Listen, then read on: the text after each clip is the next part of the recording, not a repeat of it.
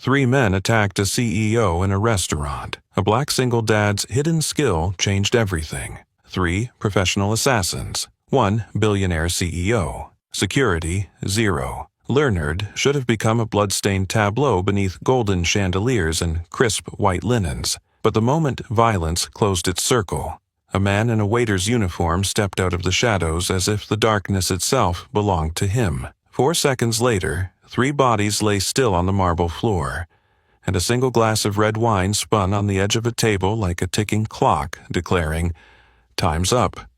His name was Jordan Miles, 34, once part of SEAL Team 6. Now a black single father working the night shift in the back kitchen, swapping out dishwasher filters and polishing silver. What remained wasn't muscle, but muscle memory. Angles, spacing, tempo, and the precise force to stop a strike just shy of becoming lethal. The opening assault was choreographed cold.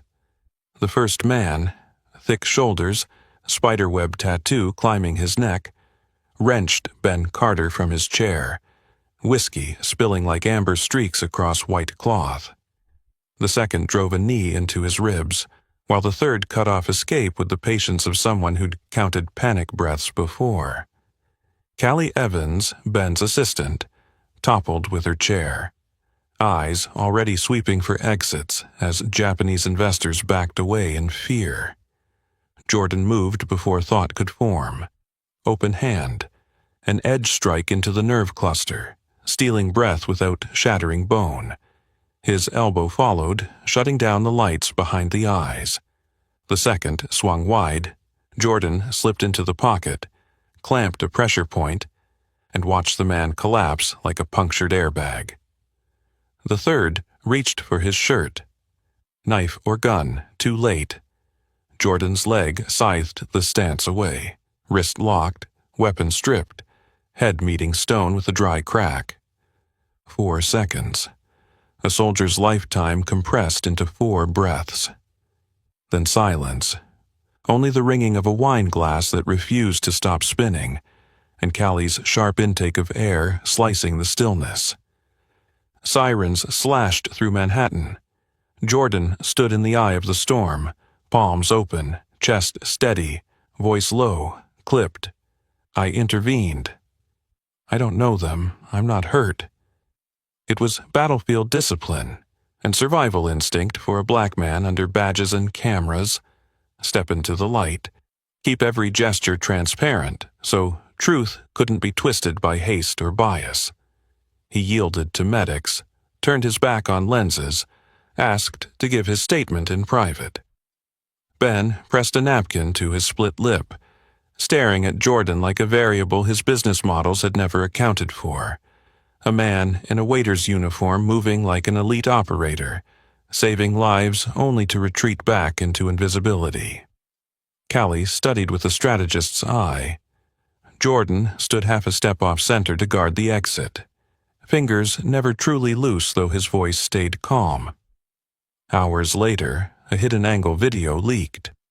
The frame showed only Jordan's back and the falling arcs of bodies, but it was enough. By morning, views had surged like fever.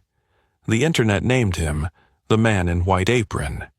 For Jordan, the fire wasn't the problem. It was the smoke. Media, a story told for him, and the danger of one name breaking into the light. Ava, his 8-year-old daughter. That afternoon, Ava's classmates shoved the video toward her. She ran home, clutching her tablet. "Daddy, is that you?" Jordan knelt, brushed aside the strand of blonde hair. A gift from Catherine, her late mother, taken by cancer. "Yes, it's me. But I only helped someone who needed it, the same way you helped Mrs. Lei Chen carry her groceries." Ava threw her arms around his neck, whispering, "I know you're a superhero." And inside Jordan, a thin pane of ice cracked like glass in sunlight. 2 days later, Callie appeared at the playground near their Queens apartment. Ava soared on the swing, laughter spilling into the golden air. Jordan spotted Callie from afar, coat too refined for wet grass, shoes whispering wealth, but he didn't avoid her. "I wanted to thank you properly," she said once close enough. Jordan nodded. He saw through the courtesy to the woman beneath. Someone practiced at holding others upright. He also saw the waves behind her. Lawyers, media, envelopes buying silence in exchange for control. Callie watched him push the swing, recognizing the rhythm. Every decision mapped back to one priority. Ava's childhood intact. "I'm Callie," she introduced, then leaned toward Ava. The girl inspected her with the solemnity only children carry, then declared, "I'm Ava. This is my dad. My dad is really strong." For the first time that day, Callie's smile was real. That night, Jordan cleaned the kitchen after Ava slept. The window breathed in the damp scent of Queens. His phone buzzed. A notification of tomorrow's delivery. A package from Carter Industries. Jordan stared at the dimming screen, listening to his daughter stir in the next room. He knew peace never came free. It always arrived with a bill attached. The package from Carter Industries arrived at 9 a.m. A thick envelope, glossy letterhead, ink still fresh on the signature. "Mr. Jordan Miles is requested to appear at headquarters, 3 p.m., 43rd floor."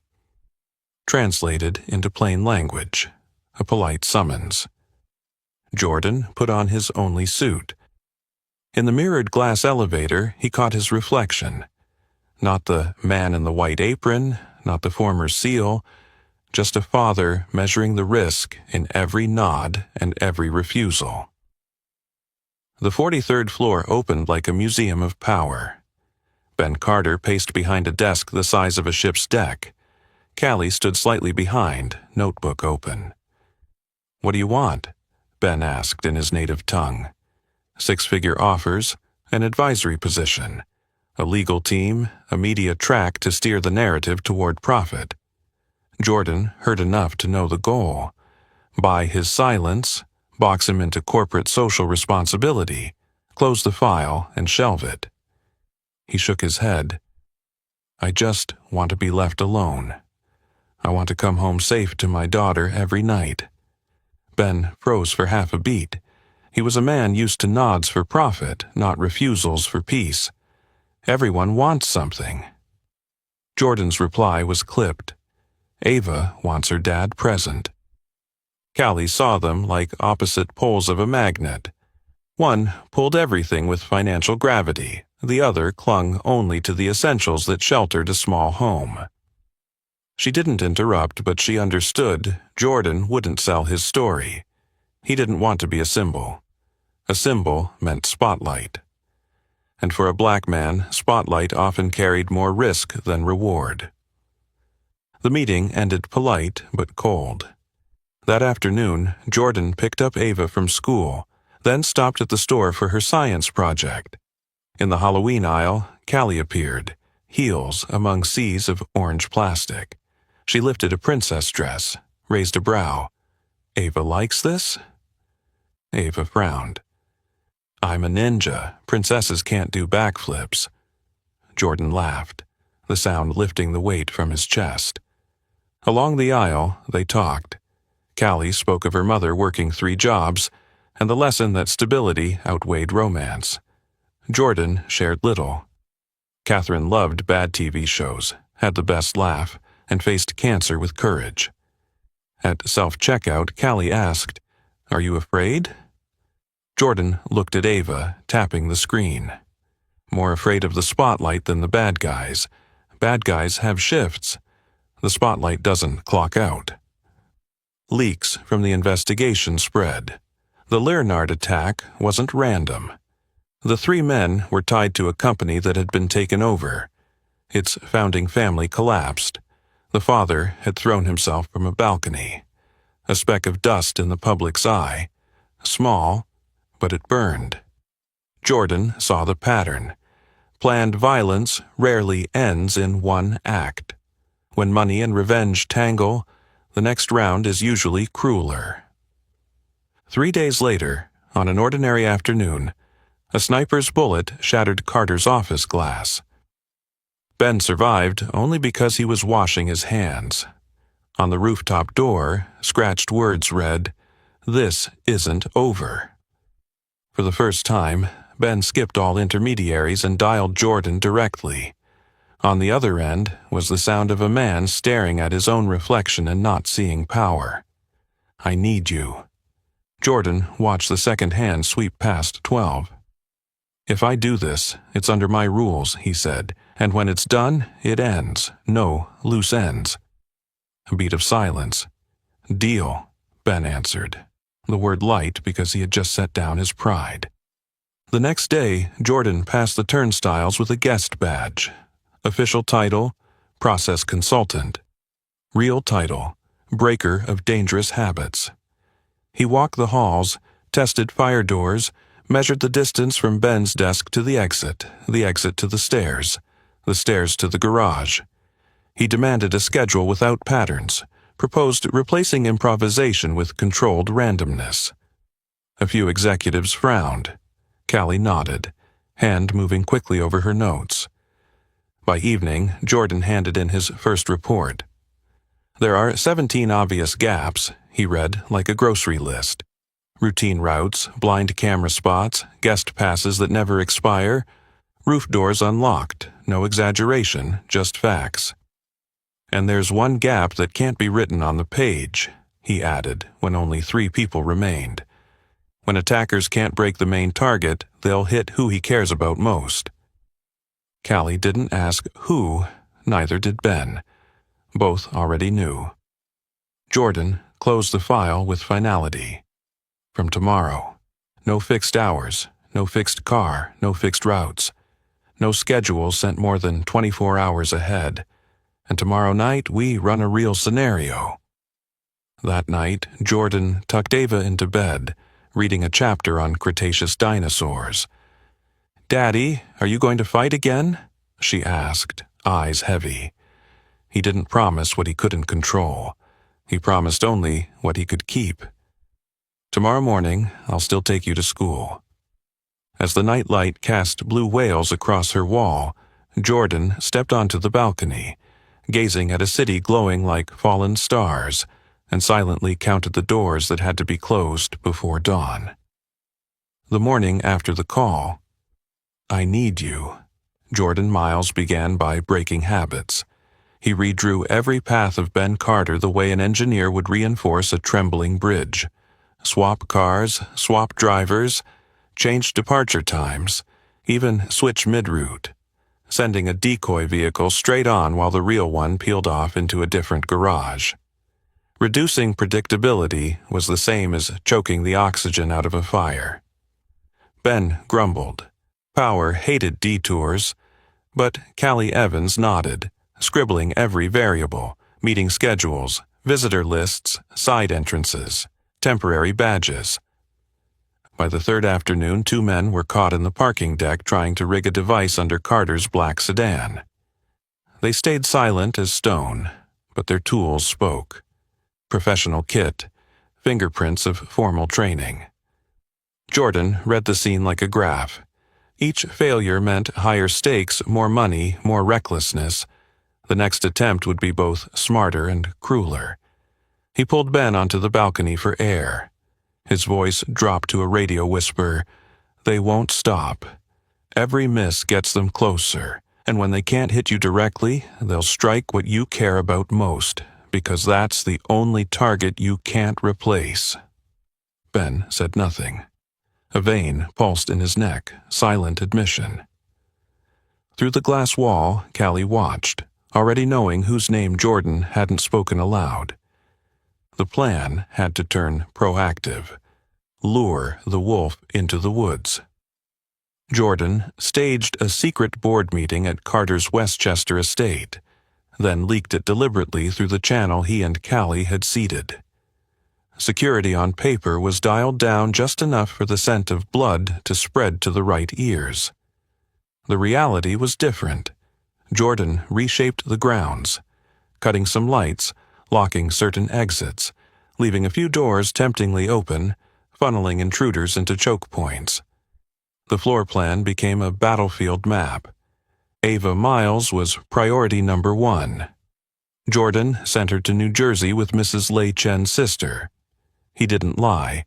"Daddy's working a night shift. I'll still take you to school in the morning." Ava's hug weighed like armor, not bulletproof, but binding him to return. Before he closed the door, she reminded him, "Daddy, eat breakfast. You always forget."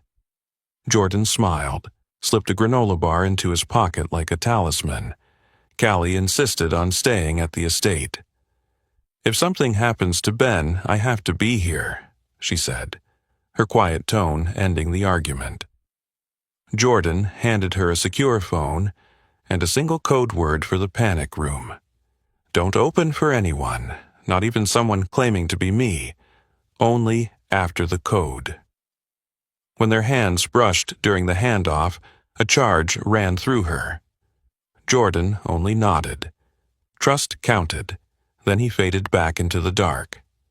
Tactical framework. Quick. Kill predictability.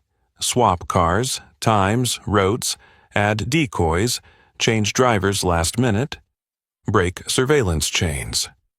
Funnel space, lock decoy entrances, design light-dark zones to strip coordination. Soft safety protocols, code word, secure phone, single communication line, Jordan, prevent false commands. Bias management, gunfire, lighting, and camera angles, positioned so no frame could. Miss, cast a black man with a weapon. 2 a.m. The suburban woods held their breath.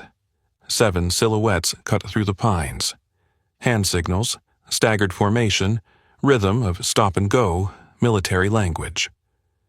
At the front was Silas Ward, thin scar from ear to collar, the pale, burnt-out eyes of a man too long near the wrong fire. A former security contractor Ben had fired for selling secrets, now mixing personal vendetta with a contract kill. Jordan left the first floor as an open stage. One door left ajar, one fake blind spot, one hallway narrow enough for single file. The first intruder stepped into the blind corner. A snap. Jordan's elbow crushed his carotid. Eyes rolled back. The second charged.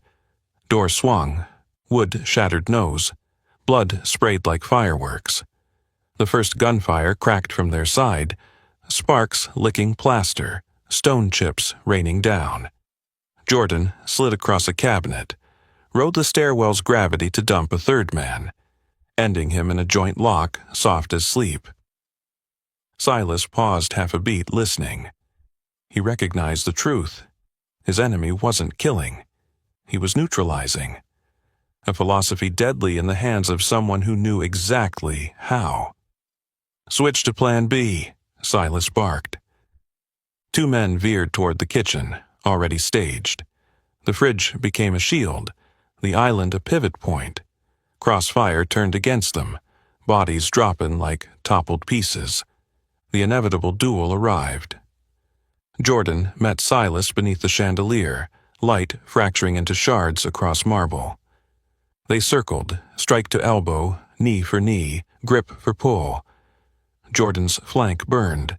Blade had kissed skin, leaving a hot line. His left hand tingled, a hairline fracture buzzing with pain. Silas spat words between blows. He stole everything. Decent men are left with nothing. Jordan's gaze never left his opponent's shoulder. His voice was even. "Nothing you do will bring it back." They crashed over a console, stone figurine toppling. Silas was iron, every angle countered. Jordan adapted. Trade a hit to the face for one to the ribs. Sacrifice an arm for a step inside. Sweat blurred with blood. Outside, the wind hissed like another blade. In the panic room, the secure phone buzzed. Callie and Ben stayed silent, walls humming with muffled chaos. She clutched the device, repeating the code word like a prayer. The steel door felt heavier than mountains, but the priority was carved in stone. open only when the voice and the code aligned. Silas's rhythm faltered, fatigue creeping in. Jordan saw the gap. One feint to the face drew Silas's guard high, then 3 strikes landed clean. Carotid, half-beat blackout, rib, breath stolen, knee, pillar broken. Silas collapsed, still breathing. Exactly the boundary Jordan had sworn never to cross since leaving the SEALs. The radio hissed faint. Jordan stepped back, pressing cloth to his bleeding side, lifted the secure phone. Code. After a needle-thin silence, the panic room's mechanism clicked open. The rest of the night, counting survivors, binding enemies, calling federal agents, was only beginning. But the real battle was over. It ended without taking a life. Dawn poured over Westchester like forensic light, cold, impartial, exposing. Federal black sedans clogged the driveway. Silas Ward and his surviving men were cuffed, eyes cast down as though already sentenced. Ben Carter stood on the front steps, bandage across the old split on his lip, looking like a man who'd just endured a ritual cleansing he never chose. Callie Evans did what she did best, turned chaos into order. She drafted lists, who to call first, who to call after, which phrases to use, which to avoid entirely. A media framework rose like a suspension bridge across a gorge. Acknowledge truth, thank the rescuer, stress cooperation with authorities, lock the narrative inside legal scaffolding. Never mythologize the attackers into dark legends. When federal investigators pulled the threads, one link snapped free. Grant Lowell, head of security at Carter Industries, stopped at the airport gate with a passport, a ticket to a non-extradition country, and an encrypted hard drive. Everyone has a price, he smirked in cuffs. You just haven't counted high enough. Ben looked at him like a faded mirror.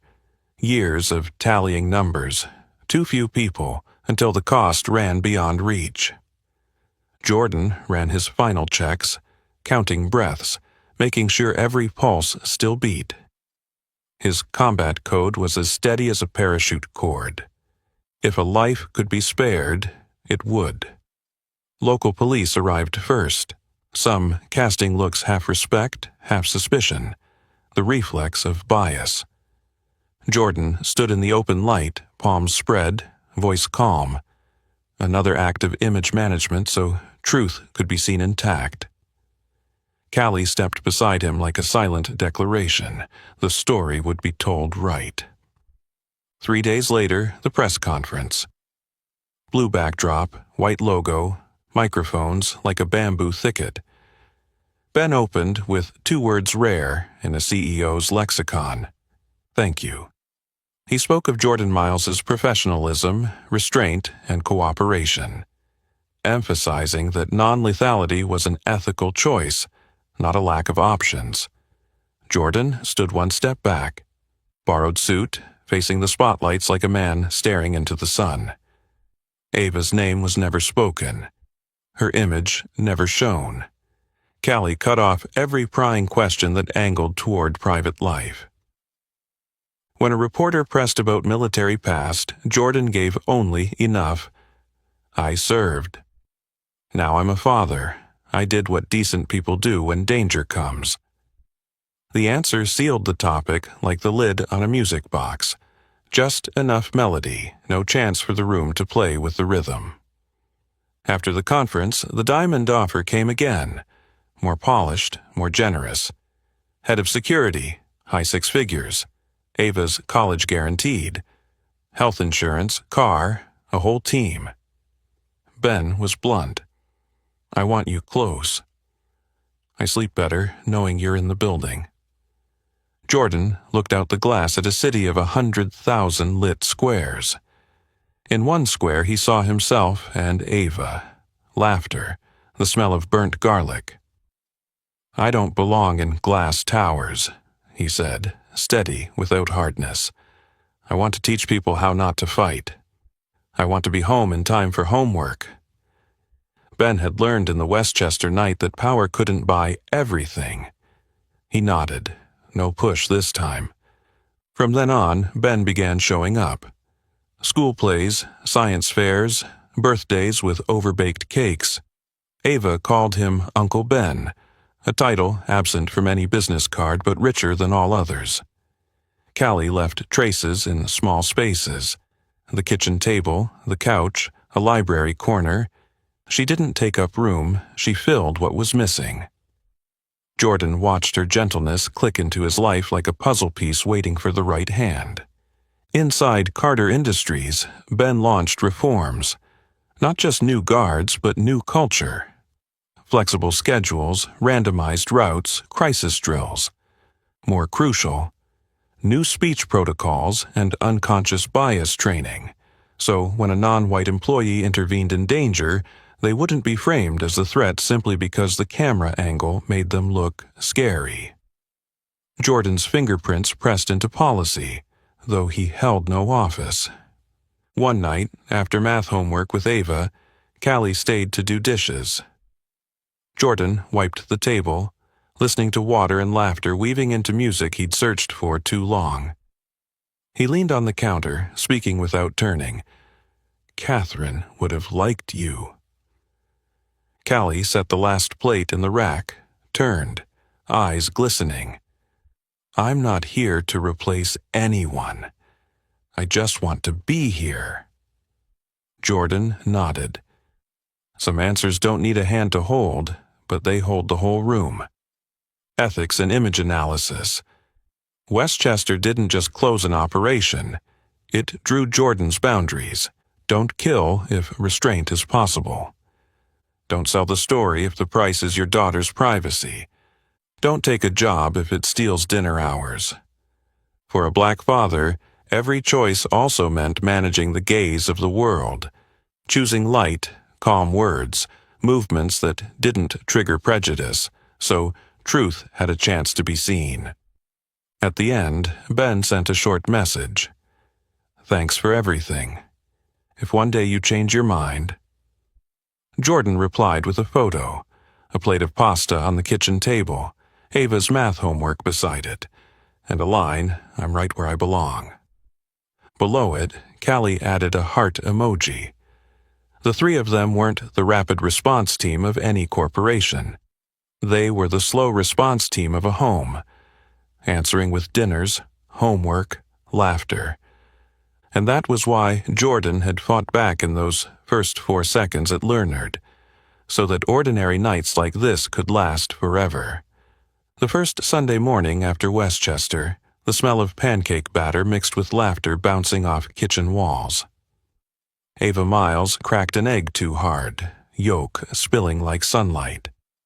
Jordan brushed the shell into the trash, his other hand stirring batter in slow circles, like counting breaths. Callie Evans, in a loose sweater with her hair tied low, brewed coffee. In this small queen's kitchen, she was no longer the cool assistant of an empire, but the woman reminding him, don't forget a pinch of salt, makes the batter sweeter. Little things. Salt, the sizzle of butter, the way someone sets down a cup softly enough not to wake a child, became rituals. And rituals were the anchors of peace. Ava solemnly presented Jordan with a mission contract, her upcoming science project, the Egg Drop Challenge. You're a SEAL, Daddy. You know how to save an egg, she declared. Jordan smiled. SEALs save people, but we can learn to protect eggs, too.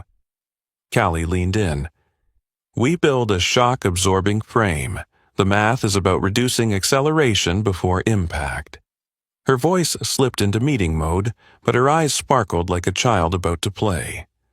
That afternoon, the three of them wrestled with straws, rubber bands, and duct tape. Jordan sketched center of gravity, load points, dispersion of force. Every free fall needs an exit. Every impact can be softened. He paused, realizing. It was his life's philosophy. Reduce predictability, reduce force, preserve life. Ava named the design Aegis, the shield. Callie glanced at Jordan, half joking, half true. This family might need 3 shields. The next day, Jordan walked into the Queens Community Center, a faded brick building with a weathered sign. Director Dana Ortiz, solid frame, firm handshake, listened as Jordan outlined a community self-defense program. Not pretty punches, but escapes, non-lethal locks, body language under stress, and most important, legal boundaries. "I don't want these kids to become fighters," Jordan said. "I want them to become people who know how to get home." Ortiz nodded, but sighed. The budget was paper thin. Just then, Ben Carter walked in like a cool breeze through the hot room. No suit, sleeves rolled, looking years younger. "I won't interfere with the curriculum," he said. "If you teach, I'll fund scholarships for students. Call it the Aegis Fund if you'll allow it." Jordan hesitated. He hated dependence, but saw the door it could open for dozens of kids. "Money to the fund, not my account," he said firmly. Ben smiled. "Deal." Opening day of class. Jordan faced a group of teens, some in frayed caps, some in shoes worn to the heel. He began with a line that made the room chuckle. "Lesson 1, running is a skill. Lesson 2, talking is a weapon." He showed 4 hand positions that wouldn't trigger aggression, 5 phrases to de-escalate an argument, 6 ways to break a hold without breaking a bone. A boy raised his hand. "Mister, have you ever—" Jordan answered simply, "Yes." And I chose not to keep doing it.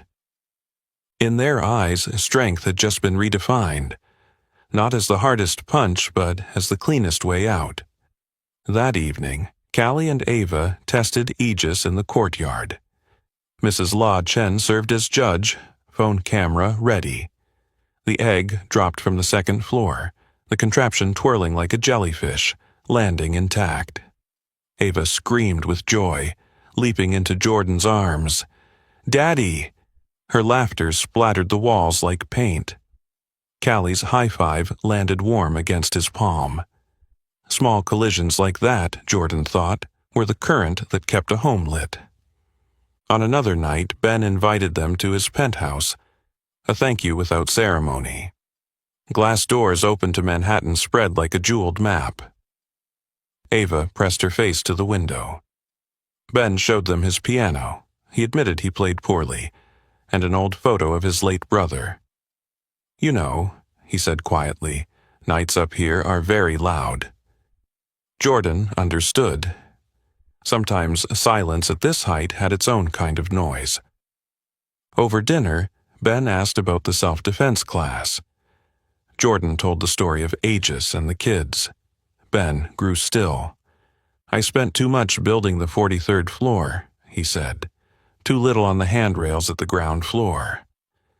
Callie studied him and saw a version of Ben only small kitchens and community projects could call out, less steel, more skin.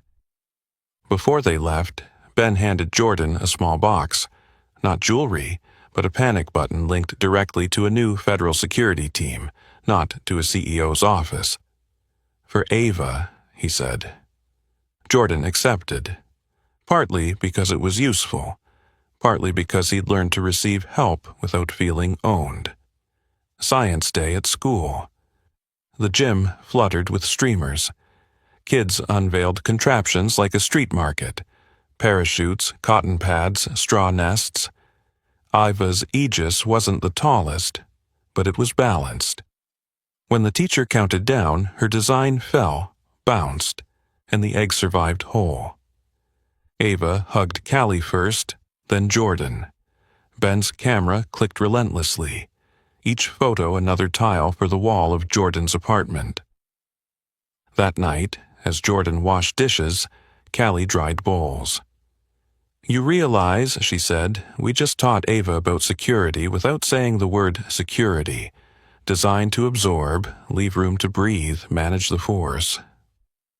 Jordan nodded, drying his hands, then tossed garlic in a pan. It burned, as usual. Callie laughed, grabbed the skillet. Let me watch the garlic. Theme analysis. Short. Rituals, pancakes, homework, dishes, became the operating system of peace. Safety architecture moved from battlefield tactics to everyday life, the Aegis Project, the self-defense class. Power repositioned. Ben used money not to buy people, but to open doors for a community. Jordan used skill not to win fights, but to bring others home. When the kitchen lights went dark, Queens murmured outside. Inside, 3 steady breaths belonged to a home learning how to stand firm. Wednesday afternoon, they stopped by the supermarket after school to buy cardboard and markers. Callie pushed the cart, while Ava hopped from tile to tile as if playing hopscotch. Jordan checked the list: milk, bread, cocoa powder. Ava insisted on making Uncle Ben's cocoa. At self-checkout, Jordan scanned items. The machine beeped with a long, unusual tone and flashed red. A young clerk hurried over, polite at first, but after glancing at Jordan, a tall black man, his tone shifted. "Sir, there's a problem with this item. I need to check your bag." Jordan lowered both hands to his hips, fingers spread. His voice was low, clear, just loud enough for the ceiling mic to catch every word. "I consent to your check. I won't reach into the bag unless you ask me. My daughter is standing right here." Callie stepped forward half a pace, company badge still quiet in her wallet. "We just paid. The beep is from a tag that wasn't deactivated," she said. Not sharp, but locked onto procedure. "Please call your manager. We'll remain right here." The clerk faltered, but security had already arrived, suspicion written on their faces. Jordan turned his head slightly, angling away from a camera shot that could frame aggression. "My name is Jordan Miles," he said evenly. "I'll show ID if required. I won't touch you. I request the manager." Ava squeezed Callie's hand. Callie bent down and whispered, "Watch your dad. He's teaching the hardest lesson every black parent has to teach. Stay calm under the camera." The manager arrived, checked the machine log. Yes, a missed tag. Apologies followed. The words were procedural, but they didn't erase the scratch already left behind. Jordan nodded. "Thank you." No demand for damages, no speech. But he looked straight into the guard's eyes for 1 second. Enough for the message to carry. Respect isn't charity. Out in the parking lot, Ava finally cried. "I thought they were going to take you." Jordan pulled her close. He hated this. The need to teach his daughter rules he wished didn't exist. "I'll always bring you home," he said. "But sometimes to do that, I have to speak in the way the camera wants to hear." Callie placed her hand on his back, soft enough to return his breath to steady rhythm. That night, a pan slipped from the counter and crashed to the floor, a small explosion. Jordan bolted awake, sweat cold, eyes locked on shadows. For a split second, Westchester returned. Flames, marble, knife to his side. Callie didn't flip on the light. She sat beside him, voice steady, guiding him through the 5, 4, 3, 2, 1, grounding. 5 things you see: curtains, photo frame, lamp, my hand, the ceiling. 4 things you touch: sheet, bed frame, my skin, your shirt. 3 things you hear: the fridge, cars outside, my breath. 2 things you smell: soap, rain. 1 thing you taste: dry tongue. Jordan followed her rhythm, pulling himself back from the edge of panic into the center of the room. She didn't rescue. She co-regulated. When the light came on, it didn't hurt. The next morning, driving Ava to school. Green light, Jordan drove, then flashing red behind. The officer approached. "Your left taillight's out." Jordan lowered the window, both hands placed at 10 and 2 on the wheel. "Officer, I'll move my right hand to get my wallet from my back pocket." His tone was crisp, not challenging. The officer nodded, checked, returned the papers. "Fix the light soon, and sorry to bother your little one before school." He glanced at Ava, forcing a small smile. Ava nodded, eyes still damp. As the car rolled forward, she whispered, "I don't like this law." Jordan answered, "I don't either, but until it's rewritten, we read it this way." That afternoon, the community center was packed. Word spread about the new class. Mr. Jordan teaches you how to get out of trouble, not into it. He led 3 drills: non-triggering stance, de-escalating words, "I get you're upset, give me a minute," and escape routes in tight rooms. A boy asked, "What if they insult you?" Jordan was honest. Words can sting. But don't let words bait you. The trap always needs your overreaction. Near the end, Ben Carter slipped quietly into the back row. No photos. Just listening to Jordan teach the strength of not doing. Toward closing, Jordan told the story of the Aegis egg. When you fall, don't try to smash the ground back. Learn how to cushion yourself. The kids laughed, then nodded. That evening, they ate spaghetti. Jordan burned the garlic. "Extra fragrant," Callie teased. Ava shared how her teacher praised Aegis as an example of smart design.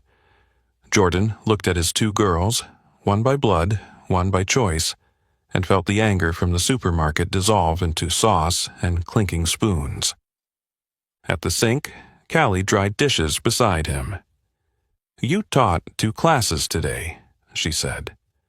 "One at the center, one at the supermarket, both hard." Jordan nodded. "I wish I didn't have to teach the second." Callie leaned her head on his shoulder. "The day you don't will be the day Ava teaches her own kids how to pick garlic without burning it." Double consciousness in practice, analysis. Posture, voice, camera, position. Jordan shaped his presence so truth could be seen, not rewritten by a biased script. Cooling language. Ask for a manager. Request procedure. Avoid personal. Confrontation. Steer the conflict into an institutional frame. Self-care in trauma. Callie used 5 to 4 to 3 to 2 to 1, grounding, co-regulation instead of. Rescue. Respecting Jordan's agency. The night closed with Queens murmuring outside as always, but inside, the day's hard lessons were shelved beside Aegis, a shield of cardboard and tape, lighter than it looked, holding more than they expected. Tomorrow, they would cook dinner, do homework, teach class again. Peace wasn't magic, it was a skill, and they were practicing it every day. The first rain of the season laid a thin sheet of silver over the tracks cutting through Queens. Jordan Miles chose the small iron bridge over the rail line as his breathing space between 2 worlds. On one side, the rumble of trains, like history refusing sleep. On the other, the kitchen light of the apartment where Ava laughed with Callie Evans. His hand slipped into his coat pocket, brushing the small box he had yet to open.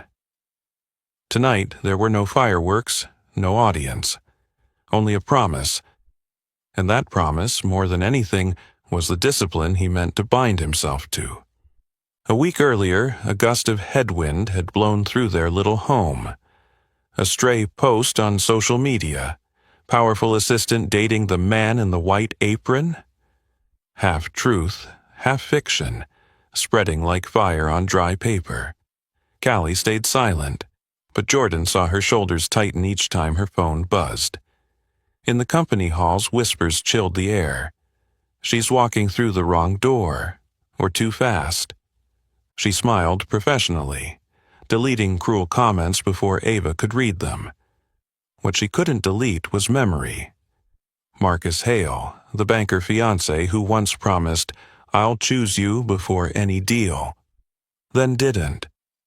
The end was a returned ring, and her mother's cracked hands holding hers through the night after. From then on, Callie became an expert in holding others steady, yet never trusted anyone would steady her.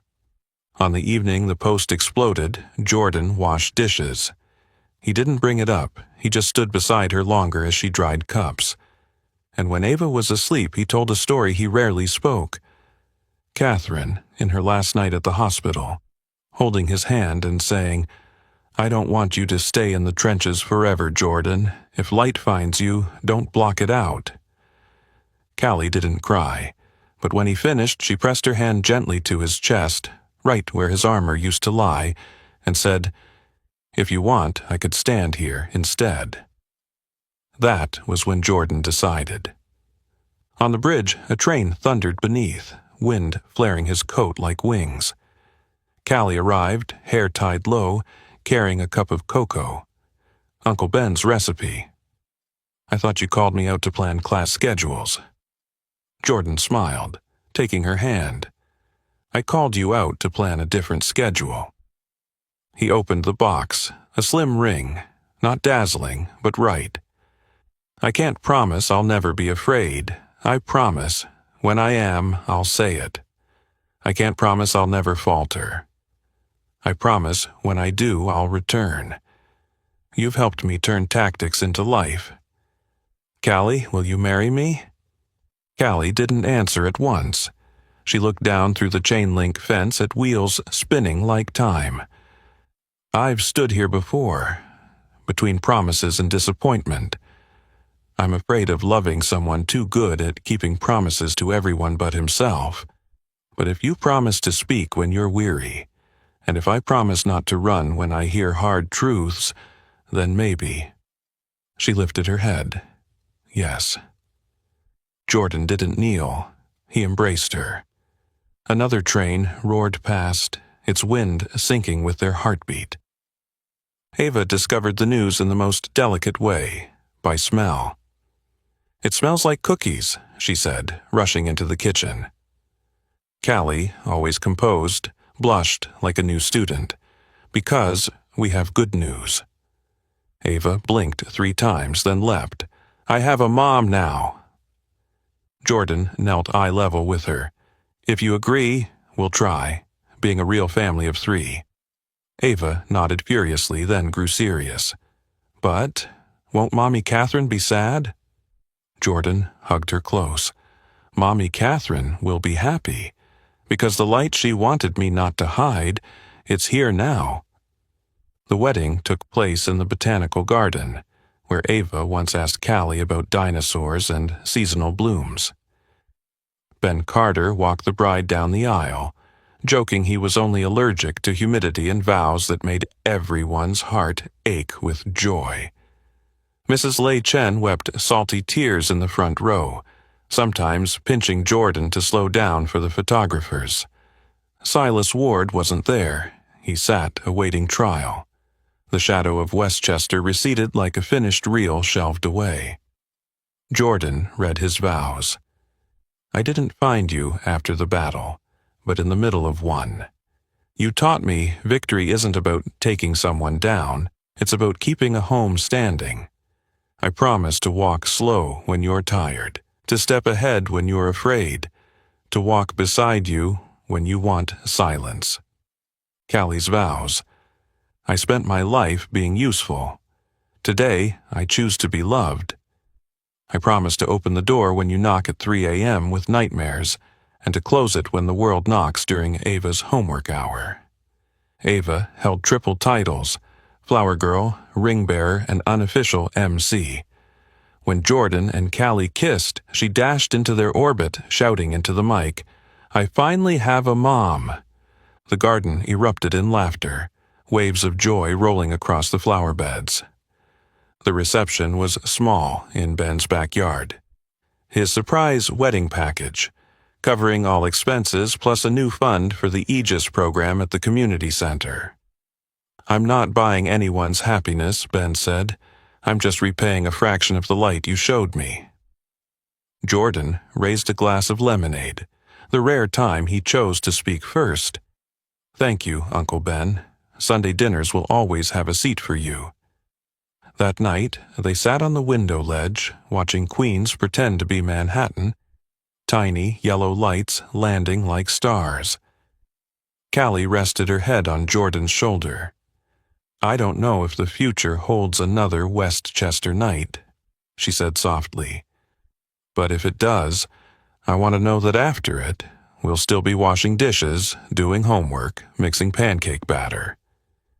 Jordan smiled. "That's my favorite battle plan." Emotional and conflict cadence. Soft climax. The wedding doesn't fix the world outside, but redefines the inner covenant. Vows as operating rules for family. Media scar. The rumor post tested the resilience of the bond Callie didn't fight it with. Anger, but with choice, the ring. Ethical memory. Catherine isn't replaced. She becomes the light guiding a new home. After the wedding, life didn't turn into a fairy tale. It became deeper, more structured. Jordan began designing the Aegis curriculum with 2 layers.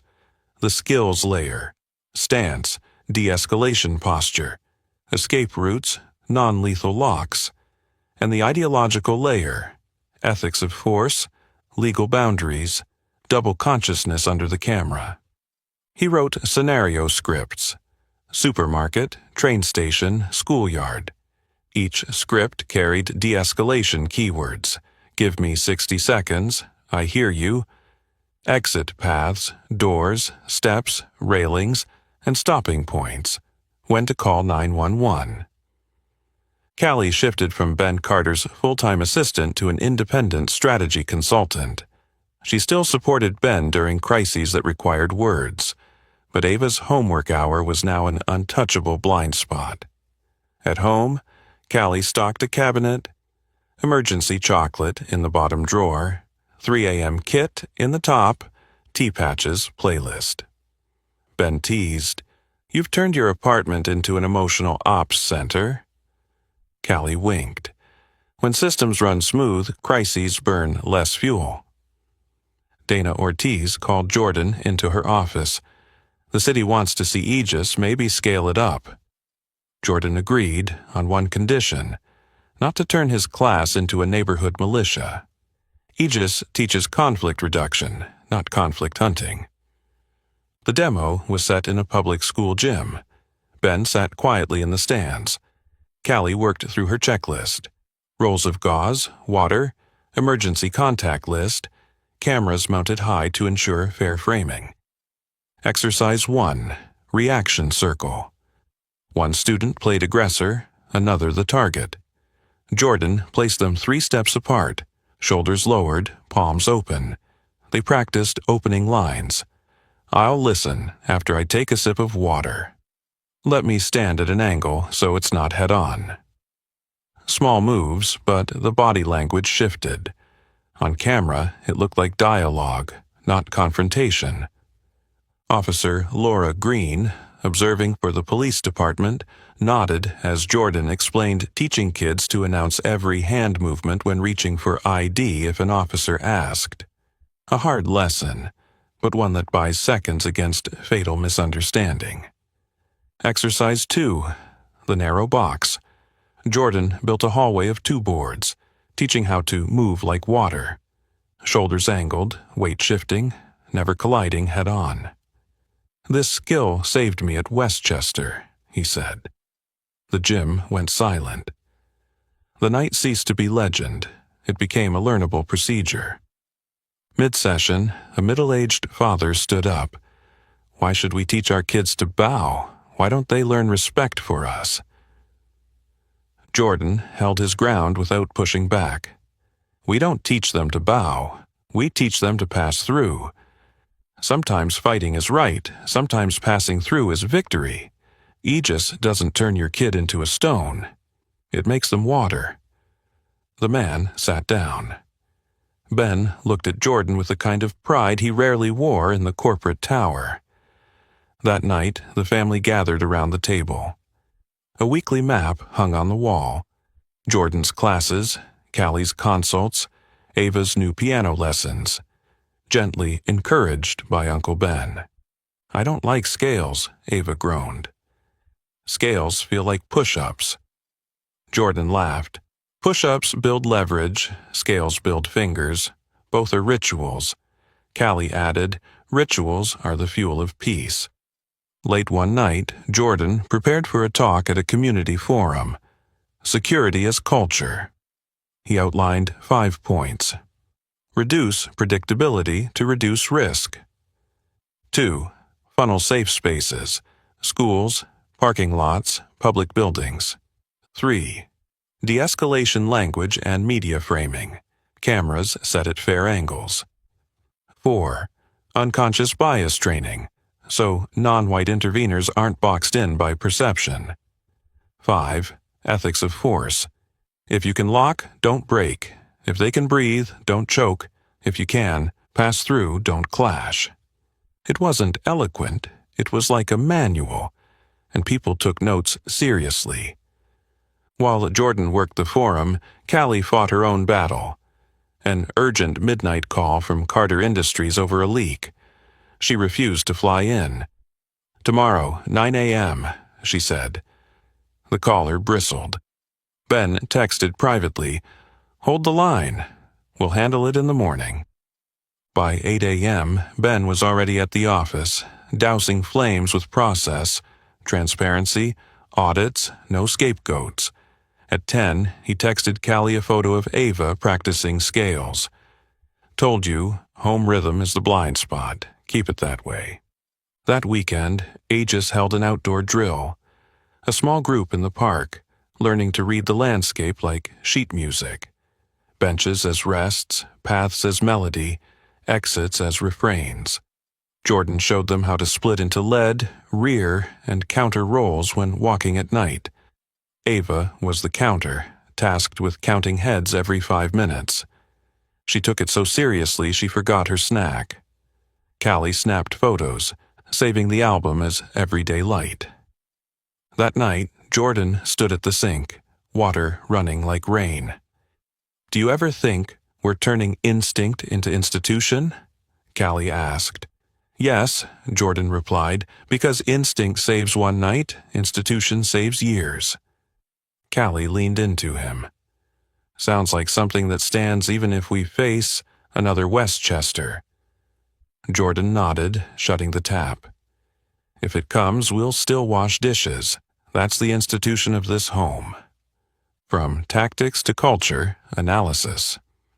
Standardizing skills. Aegis turned the Westchester night into modules. True.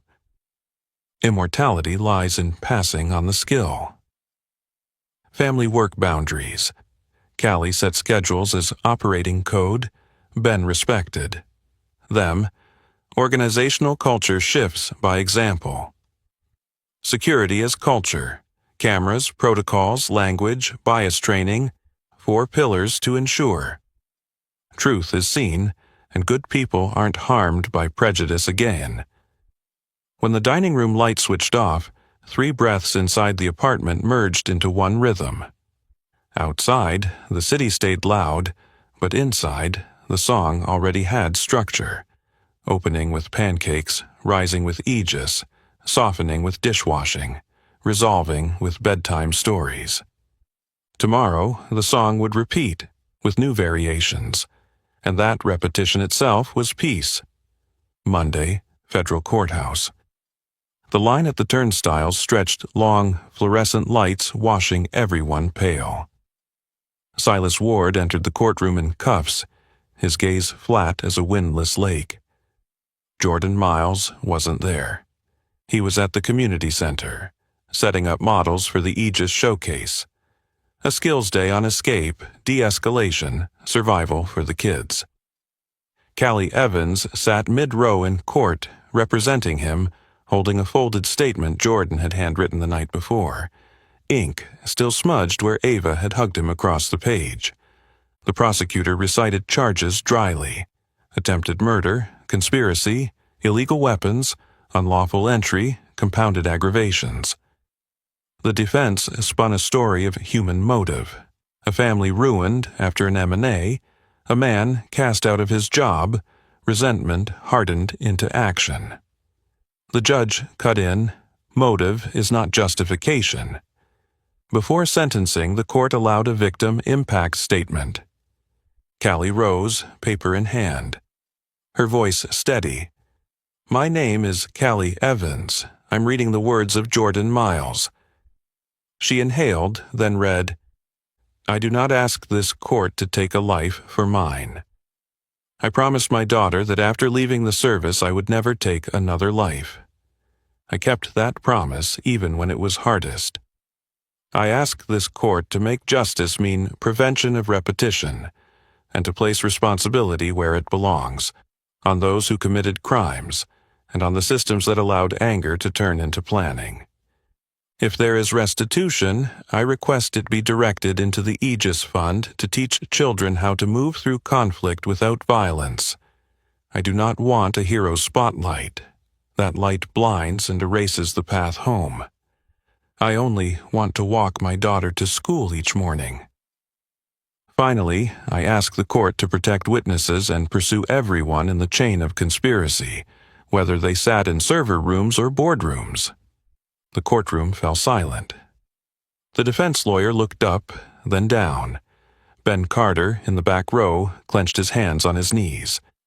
He heard in each word another verdict, for himself. All those years counting profit more than people. The judge delivered, multiple years for Silas, with special supervision and restitution directed to community funds, as requested.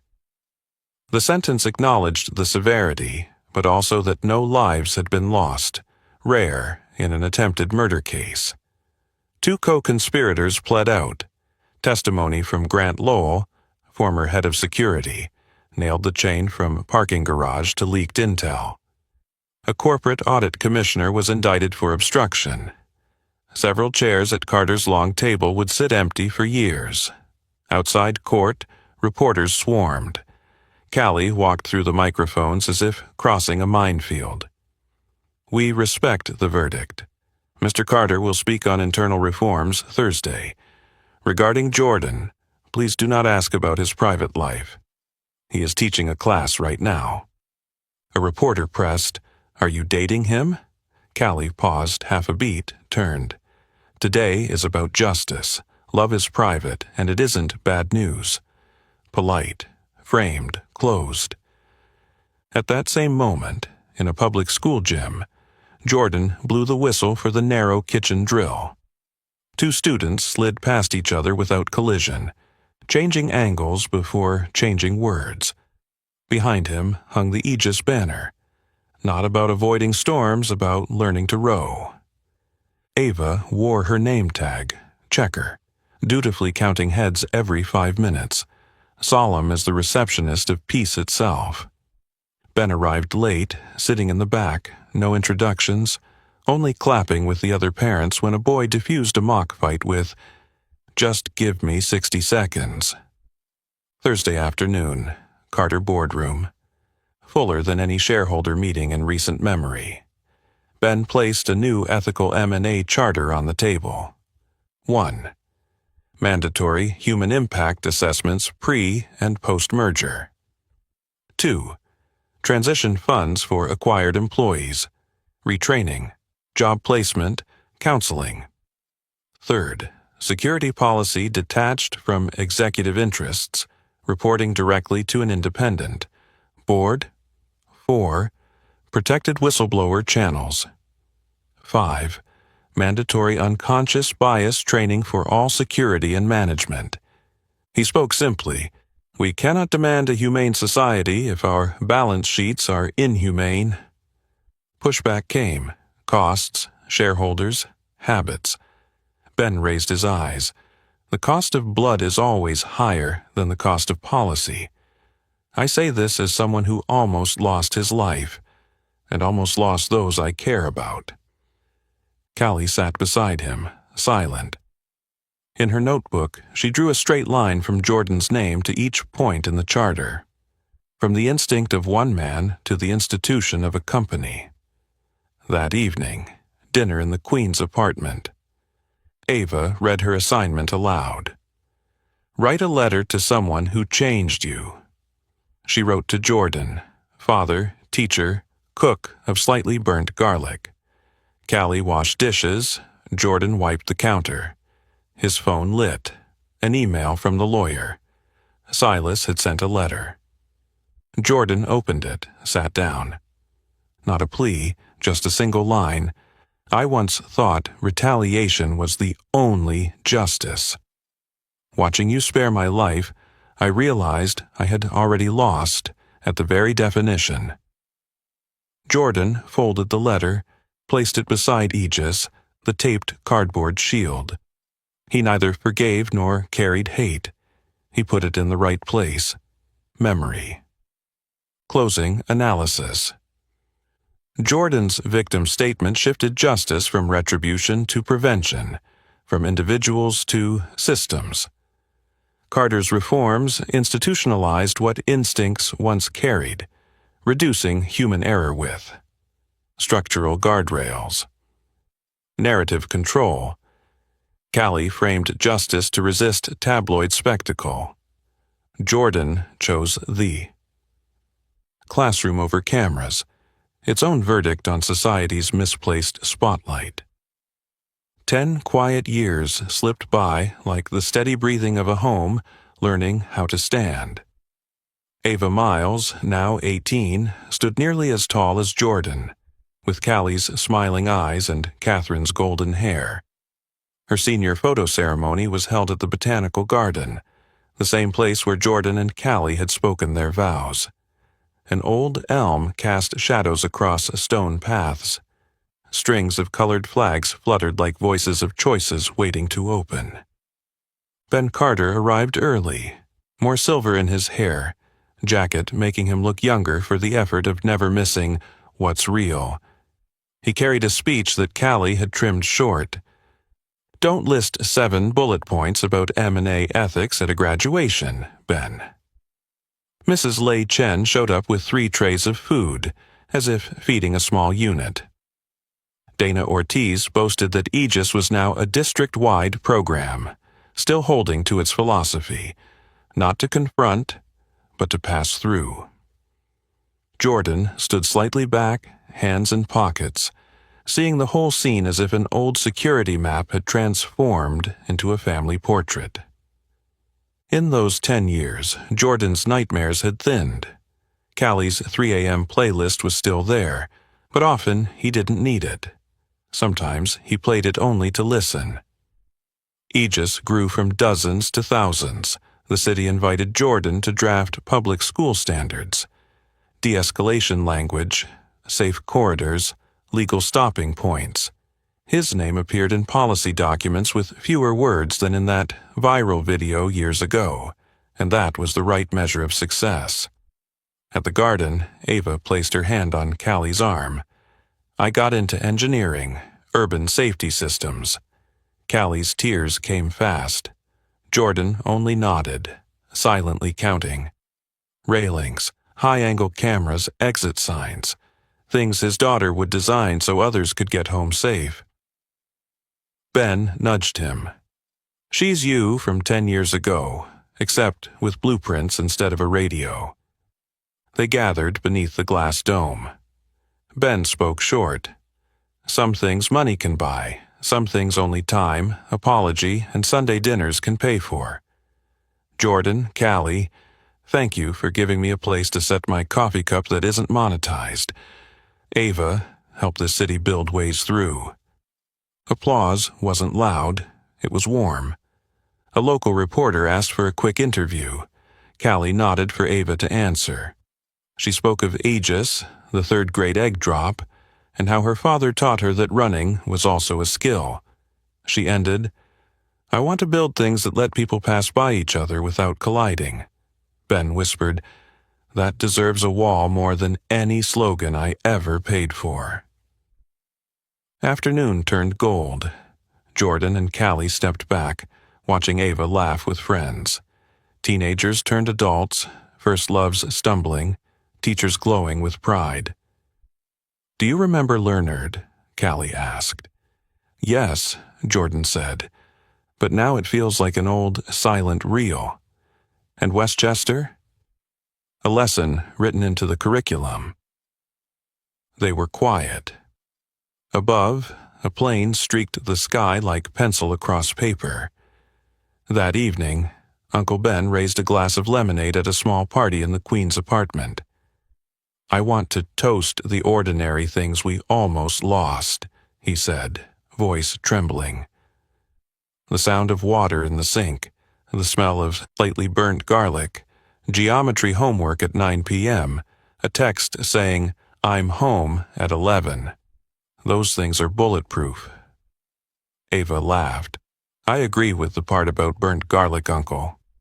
Jordan lifted his hands in surrender. After the party, Jordan washed dishes, not out of duty, but as meditation. Callie strummed 3 chords on the old guitar Ben once threatened to replace but never did.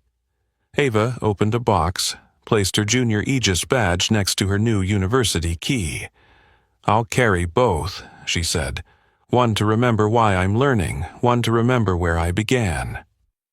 Night fell. Queens hummed its familiar song. Jordan stood at the window, watching the city pretend to be a sky of stars. In the reflection he saw 3 figures, a black man who had learned to sleep through the night, a woman who had learned to need instead of only serve, and a girl who had learned to build so others could pass through. His phone buzzed, a family group chat. Ben sent a photo of 3 clean plates in his sink. "I wash dishes, too. Feels peaceful." Mrs. Lei Chen added a picture of snack boxes for Ava's trip. "Eat warm." Dana sent a link. Aegis expanded to the next district. Jordan turned off the kitchen light. The house's code was simple. Washing dishes meant we're still here. Pancakes meant we have tomorrow. Aegis meant we don't need to fight to win. He wrapped his arms around Callie from behind, chin on her shoulder, the way one moors a boat at the end of the day. From the other room, Ava called out, "I'll be home this weekend." Jordan answered, "Home's waiting." Closing message and reflection. True strength lies not in the final blow, but in protecting the ordinary from the storm. Lasting justice comes through policy, not viral clips. Aegis proves how instinct can be institutionalized. Family is chosen. Uncle Ben, Mrs. Lei Chen, Dana, the Aegis kids, a network, not a fortress. Double consciousness transformed from burden into community skill. When society learns to pass through, the weight lifts from those who bore it alone. Outside, the city stayed loud. But here, beneath the darkened kitchen light, one home was quiet. And that quiet they had built themselves day by day. The story of Jordan Miles shows us. Strength isn't in the last punch. It's in how a black father chose to protect his home with love, calm, and trust. So tell me, what do you think is the greatest lesson from Jordan and his family's journey?